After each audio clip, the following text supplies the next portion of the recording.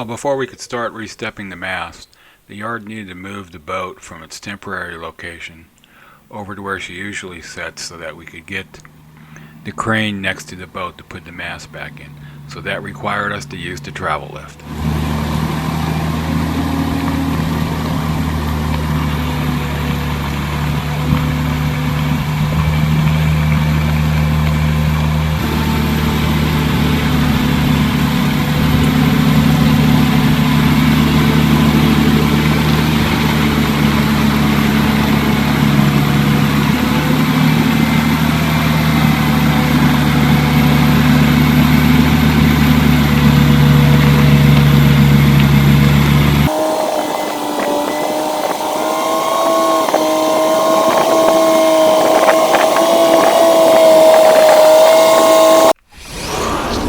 No, wait, this is really not the start. First, we had to wait for the water to go down.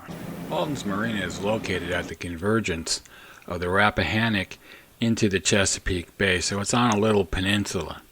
This weekend that we decided to do the stepping of the mast also just happened to be high tide.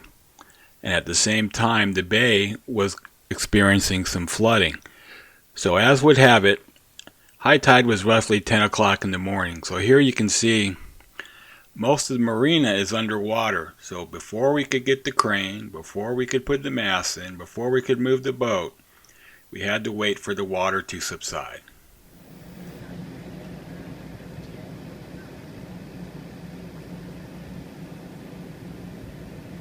While waiting for the water to go down, time was not lost.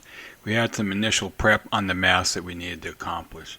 First was to get the rigging positioned on the spreaders and then wrapped with some stainless steel seizing wire, which you see here. Next, we pre-positioned the mast boot so that they'd be ready to go down as soon as we could lift the mast. Our next step in the process was to mount the shackles along with the new pins and the turnbuckles so that when we mount the mast, we've got some place to hook the rigging up.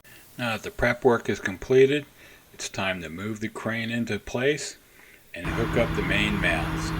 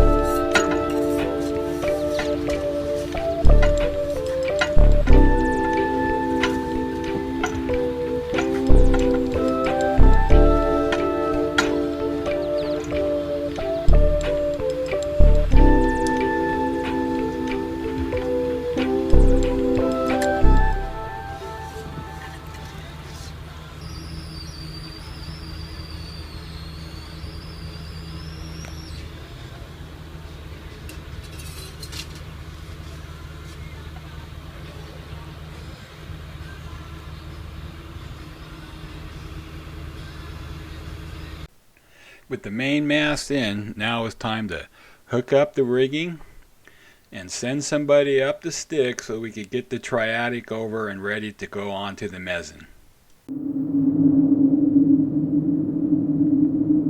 We'd like to take a break here at the channel from all the action and ask you, if you enjoy what you see here on the channel, go ahead and hit that subscription button. We'd really appreciate it. Also, give us a thumbs up. The positive feedback is always enjoyed.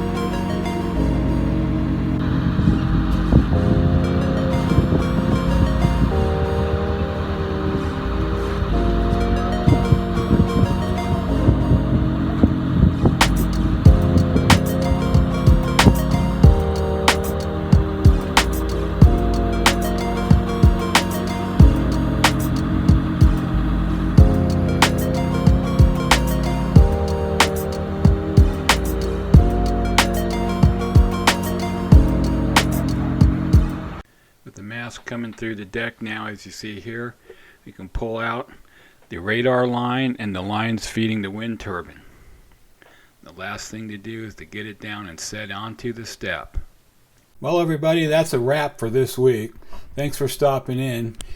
Remember to come back next week and see what the next jobs are on the boat. And as always, thank you, and don't forget to hit that subscription button. We really appreciate it. Bye.